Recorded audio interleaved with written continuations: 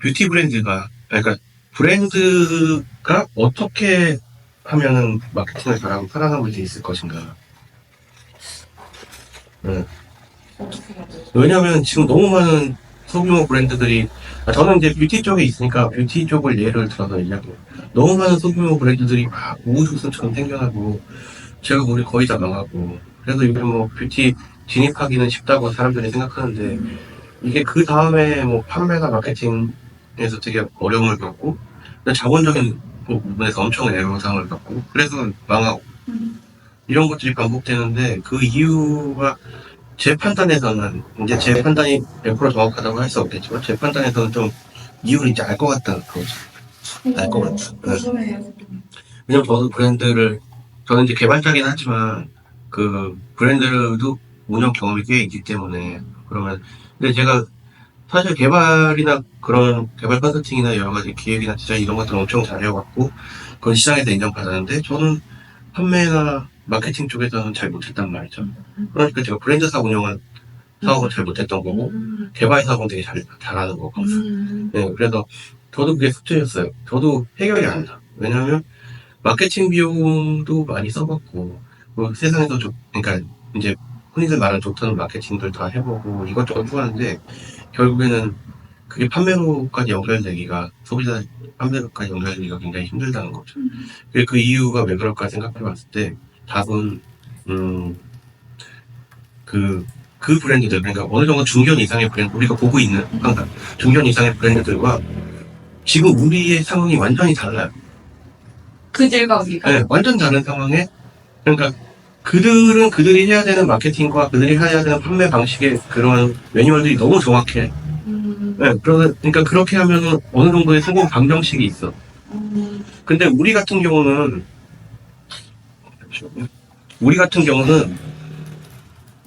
스몰 브랜드잖아요. 뭐, 대표가 한 명이거나 5명 미만, 예를 들어. 직원들이 모여서 하는 브랜드는 굉장히 스몰 브랜드이기 때문에 그들과 똑같은 방식의 마케팅? 그들과 똑같은 방식의 판매에 대한 구상, 전략? 전혀 달라요. 네. 근데 우리는 그걸 보고 있고, 그 다음에 심지어 우리가 마케팅 대행사라고 하는 여러 회사들과의 미팅을 하면 다 그들의 방식을 우리한테 주입시키려고. 네. 네, 그들의 방식을 주입시키려고 하니까 안 맞는 거를 갖다가 뭐 대행사들한테 미안한 얘기지만 거의 다 그렇게 뭐 제가 대행사 한두 개 만나봤겠어요. 네. 그리고 많이 해봤지만 그 대행사들의 여태까지 방식을 봤을 때는 다 비슷한 방식을 주입한단 말이죠. 그러면은 이 스몰 브랜드가 팔 수 있는 방식이 아니야. 완전 다른 방식. 그러니까 거기서 문제가 가 있어요. 네. 그래서 분리시켜서 생각해보면 이제 이 스몰 브랜드도 나중에 컸을 때는 이 방식을 따라야겠지만 이 방식을 갈 수밖에 없겠지만 지금 얼마 안 된 이 창업한 브랜드가 거기까지 가기까지의 과정은 완전히 다르다고 보는 거죠. 그러면은 또 스몰 브랜드의 문제가 뭐냐면 돈이 없잖아요. 자본이 항상 부족해. 그럼 마케팅 비용은 뭐 기본 월에 500, 1000만 원 어떻게 지출이 되는데 나는 한 달에 마케팅 비용을 예를 들어서 극단적으로 한다. 30만 원 밖에 쓸 수가 없다. 그럼 이 30만 원 갖고 어떻게 결과를 낼 것인가? 이게 사실 되게 깝깝한 상황인데, 다행히 이거를 갖다가 미국의 세계적인 기업들, 구글 같은 데서 우리한테 해결을 해준 거예요. 이 방법은. 응. 옛날 같았으면 어림도 없어. 옛날에 막 진짜 SNS가 나오기 전 시절에 가면은 어떤 대기업 브랜드에서 하나의 화장품이 나왔을 때 이걸 띄우기 위해서는 엄청난 광고비가 투입돼요. 네, 예산이 광고비가 몇십억씩 투입이 돼야 이걸 홍보하기 시작하는데, 그때는 왜냐면 홍보 수단이 그거밖에 없었으니까. 네. 근데 지금은 다르잖아요. 지금은 SNS라는 수단이 있고, 네, 그걸 통해서 얼마든지 홍보가 가능하니까. 네. 그래서 근데 SNS 뻔한 얘기 하는 거 아니냐. SNS 통해서 홍보하는 거 당연한 얘기지. 우리 뭐 안 하냐. 근데 방식이 틀렸다니까. SNS 홍보를 중견 대기업 같은 방식으로 하면 안 된다고요. 그렇게 하면 안 된다고. 그러니까 간단히 얘기하면 그냥 정답을 먼저 얘기하면 퍼스널 브랜딩 해야 돼. 그래서 제가 제품 개발의 철학과 스토리가 이게 더 중요하다고 봅니다. 그 제품의 철학과 스토리가, 신념, 사명 이런 게 있어야 그걸 가지고 스토리를 짤 거 아니에요. 네. 그 스토리가 있어야 퍼스널 브랜딩을 할 거 아니에요. 네. 그리고 그 퍼스널 브랜딩, 그 스토리에 공감하는 사람들이 그 브랜드를 모일 거 아니에요. 맞아요.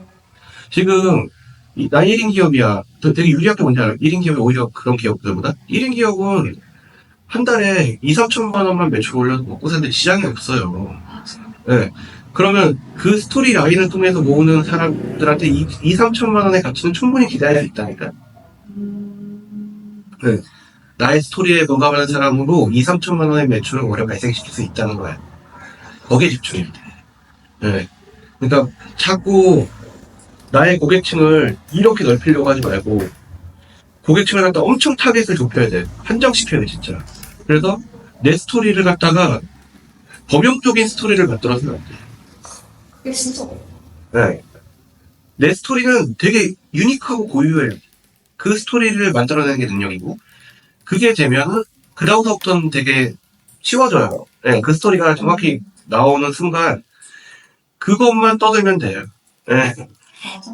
네, SNS에서 나의 스토리에 대한 것만 어떤 방식이든, 그게 뭐 레이스 형식이 됐던, 스토리텔링 방식이 됐던, 이미지 방식이 됐던, 뭐 등등, 내 스토리에 대해서만 떠드는 거예요. 계속. 일관적으로. 그것도 한 곳에서만 떠드는 게 아니라 모든 SNS 채널을 갖다 빙빙 돌아가면서 떠드는 거예요. 그럼 그게 다 연결이 돼요. 그러면 진정성이 되게 높아져. 만약에 내가 스레드에서 이런 내용을 떠들었어. 근데 스레드를 보는 사람이 이게 뭐 좀 공감이 가네? 그럼 그 사람이 인스타 계정을 거기서 다 돌고 돌아가죠. 인스타에서 그 내용을 봤어. 거기서도 동일한 메시지를 네가 설파하고 있어. 만약에 내가 여기서 이 얘기를 하고 있는데 스레드에서 이 얘기하다가 인스타에서 또 다른 얘기를 하고 있어. 이러면 안 되고. 나의 생각은 항상 동일해야 돼. 거기서 인스타에 보면서 또 마음에 들었어. 와, 얘 진짜 뭔가 나랑 생각이 맞네? 그럼 거기서 인스타를 통해서 또 유튜브를 들어가고 유튜브를 통해서 블로그를 들어가요. 이게 계속 돌아.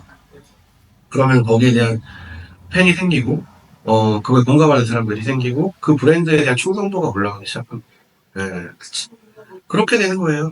그렇게 브랜딩을 하고 마케팅을 해나가야 되는 건데, 쓸데없이 막 그냥 돈 들여갖고, 막, 뭐 파워블로그한테 뭐 깔고, 뭐 인스타, 인플루언서한테 막 그 많은 돈 줘가면서 마케팅할 그런 수준이 아니에요, 여기는 지금. 맞아요. 돈이 없으면. 예, 자기가 인플루언서가 돼야지. 자기가 인플루언서가 돼서 자기의 스토리를 얘기해야지. 왜냐면 그 스토리를 얘기하는 자기 자신은 자기가 유일하기 때문에 자기가 인플루언서가 되는 거 안에서. 근데 제가 이렇게까지 얘기하면 알아들을 사람들은 알아들을 텐데 제가 주변에 몇 사람들이 얘기를 했더니 못 알아들어. 왜냐면 사람들은 그럼 제가 얘기하는 거 지금 들어보니까 뭐 그렇게 해서 돈 벌면 되겠네. 아니, 실제로 실행을 못 옮겨. 절대로 옮겨.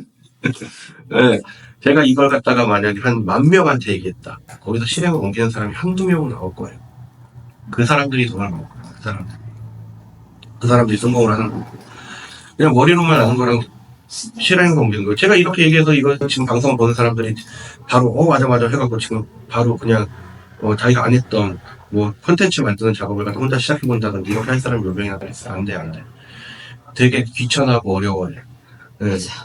되게 어렵다고 생각해요. 귀찮다고 생각하고. 근데 막상 앉아서 연구해보면 어렵지 않은데. 저도 마찬가지. 네. 저도 유튜브를 찍는데 2년 걸렸어요.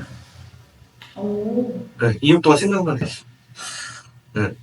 뭔가 SNS 활동을 저랑 안 맞는다고 생각하고, 저도 똑같이 막연하게 어렵게 생각했어. 이걸 갖다 어떻게 찍고, 어떻게 편집하고, 뭐 등등 너무 생각해야 될 게 갑자기 맞아. 내가 이걸 하려고 생각하면 하지 말아야 될 이유가 이만큼 나타나. 맞아. 못하는 이유가 이만큼 나타나고. 네, 그래서 나도 미뤄왔지만, 이걸 시작했고, 시작하는 순간에는 모든 게 달라짐을 느껴.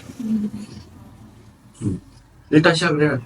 방법은 그래요. 퍼스널 브랜딩 해야 돼. 자기만의 유일한 신념 갖춰야 돼. 그런 제품을 아예 만들어야 돼. 처음부터 신념 없이, 누가 뭐 어성초가 뭐가 좋아서 해서 뭐 피부 진정됐다고, 만화 같은 거 베낀 화장품 만들면 안 돼.